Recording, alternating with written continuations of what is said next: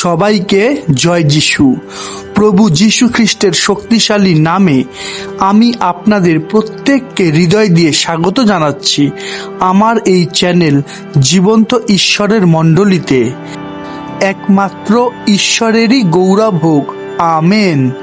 যারা নতুন প্রথম আজ আমার ভিডিও দেখছেন তাদের জন্য বলে রাখি, আমি মাদুলি, পাথর, তাবিজ, কবচ দিই না, আমি ঈশ্বরের বাক্য দিই। তাই একটু সময় বের করে প্রথম পর্ব থেকে পরপর ভিডিওগুলো দেখার চেষ্টা করুন।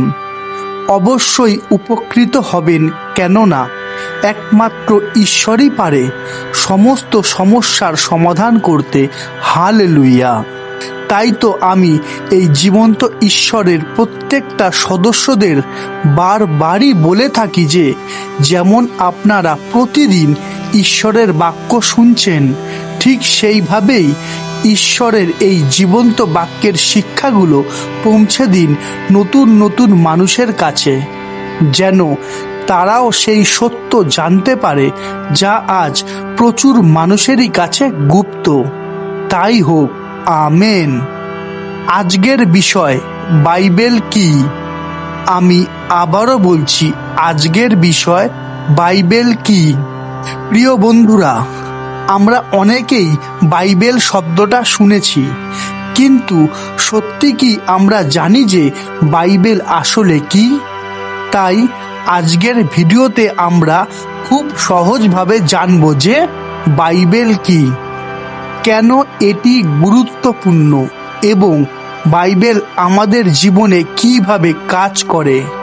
তাই আসুন প্রভু যীশু খ্রিস্টের শক্তিশালী নামে আমরা প্রবেশ করি ঈশ্বরের বাক্যের গভীরে। তাই হোক, আমেন। আমরা দেখি 2 পিতর 1 অধ্যায় 20-21 পদ।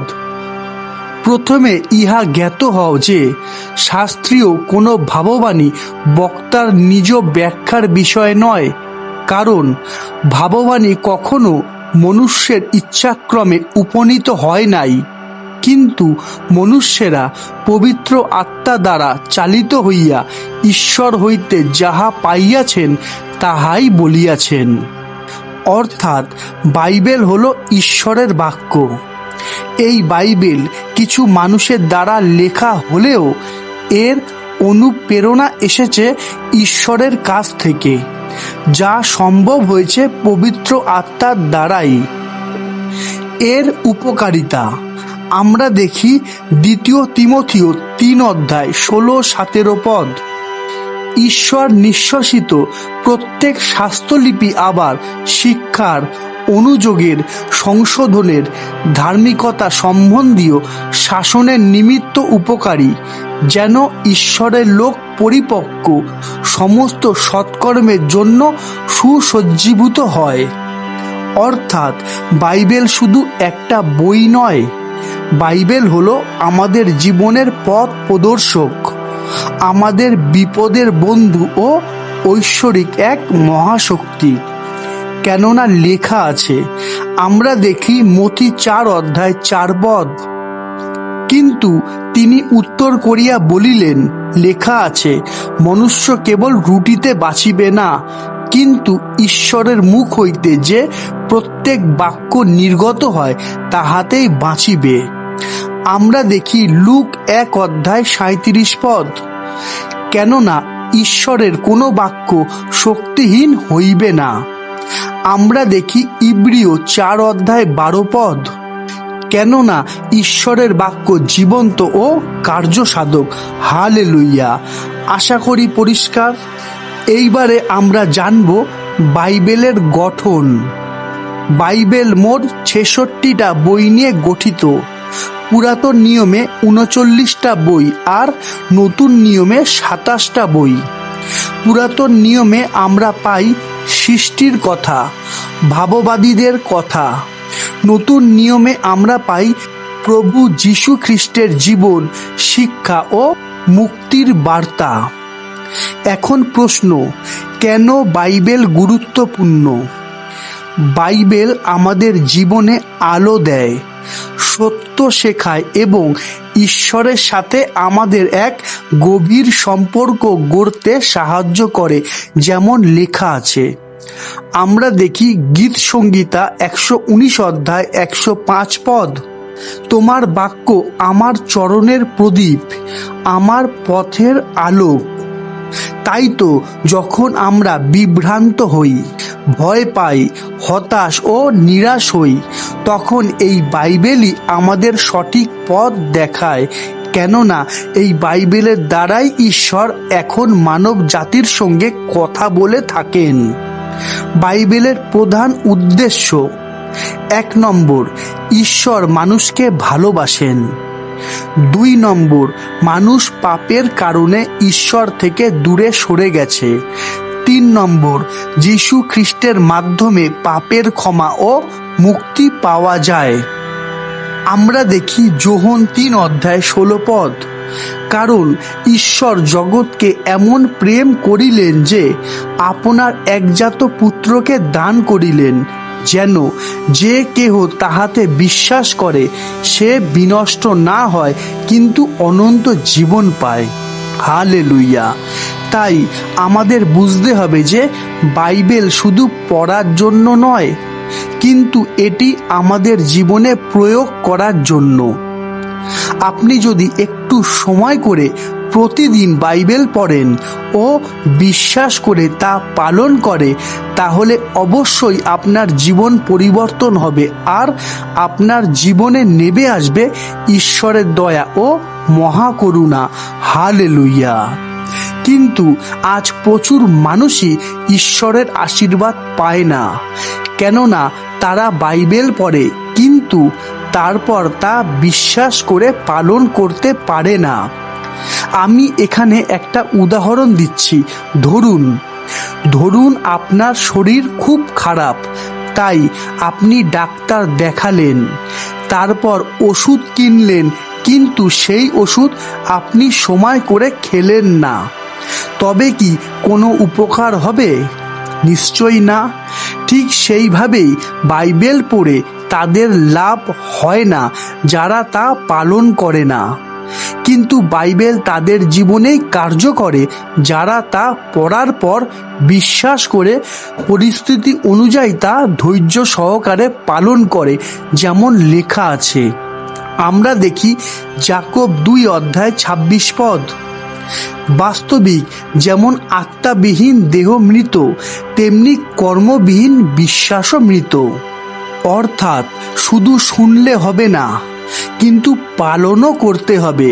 তাই বাইবেলকে ছেলে খেলার বিষয় মনে করলে হবে না, কেননা এই বাইবেলে আছে ঈশ্বরের ইচ্ছা ও পরিকল্পনা, যা 40 জন মানুষের দ্বারা 1500 বছর ধরে লেখা হয়েছে, যা সম্ভব হয়েছে শুধুমাত্র ঈশ্বরের ইচ্ছা ও শক্তিতেই। এই বাইবেল লেখার জন্য ঈশ্বর ব্যবহার করেছেন রাজা, মেষপালক, ভাববাদী ও ডাক্তার, জেলে ও কিছু সামান্য মানুষদের, যার দ্বারা আমরা বুঝতে ও শিখতে পারি যে ঈশ্বর প্রত্যেকটা মানুষকেই ব্যবহার করতে পারেন ও ব্যবহার করেন। হালেলুয়া। বাইবেল পড়লে দেখা যায় যে সব বইয়ের বার্তা একটাই।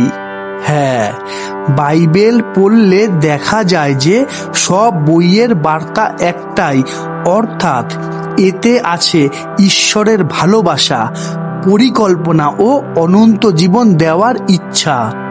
তাই বাইবেল পড়তে হবে, বুঝতে হবে, বিশ্বাস করতে হবে আর পালন করতে হবে, যেমন লেখা আছে।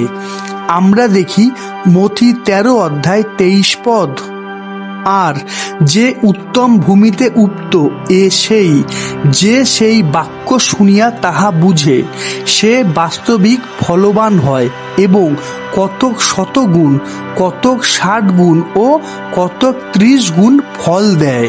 হালেলুয়া। পুরো বাইবেলকে মোট 4 ভাগে ভাগ করা যায়।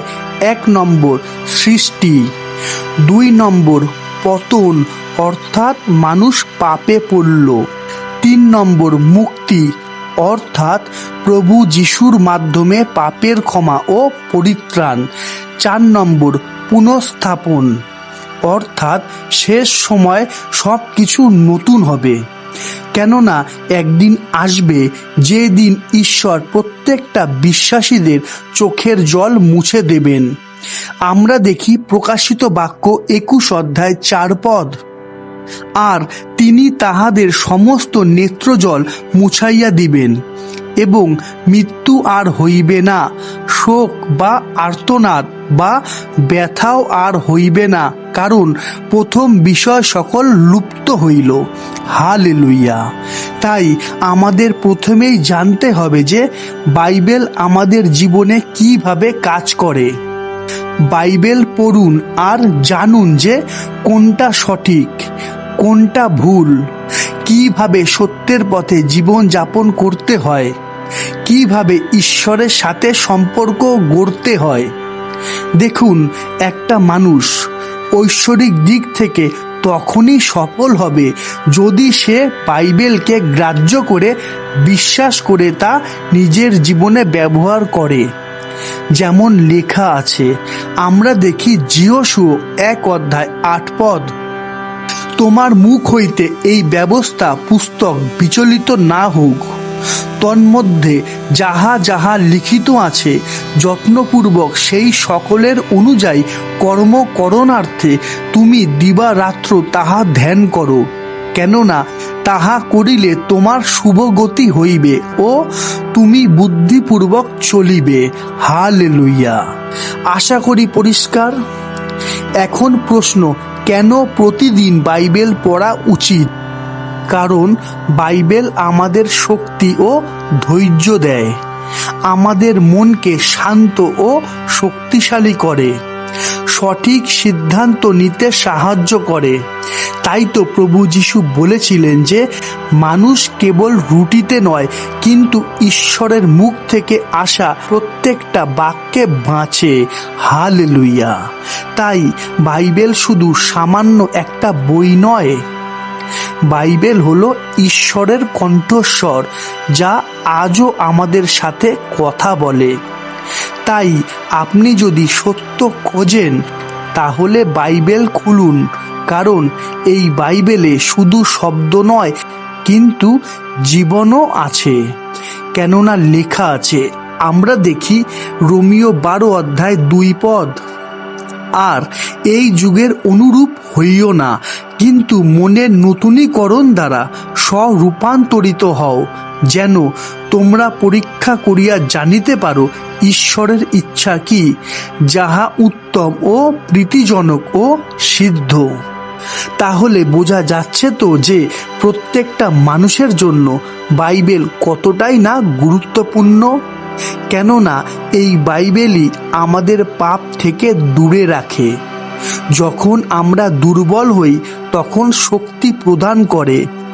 আমরা দেখি যিশাইয় 40 অধ্যায় 31 পদ, কিন্তু যাহারা সদা প্রভুর অপেক্ষা করে তাহারা উত্তরোত্তর নতুন শক্তি পাইবে, তাহারা ঈগল পক্ষীর ন্যায় পক্ষ সহকারে ঊর্ধ্বে উঠিবে, তাহারা দৌড়িলে শ্রান্ত হইবে না, তাহারা গমন করিলে ক্লান্ত হইবে না।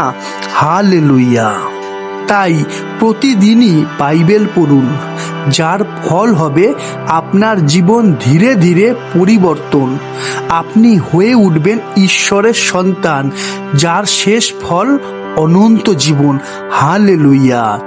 তাই কমেন্টে লিখুন, আপনি আজ থেকে বাইবেল পড়বেন।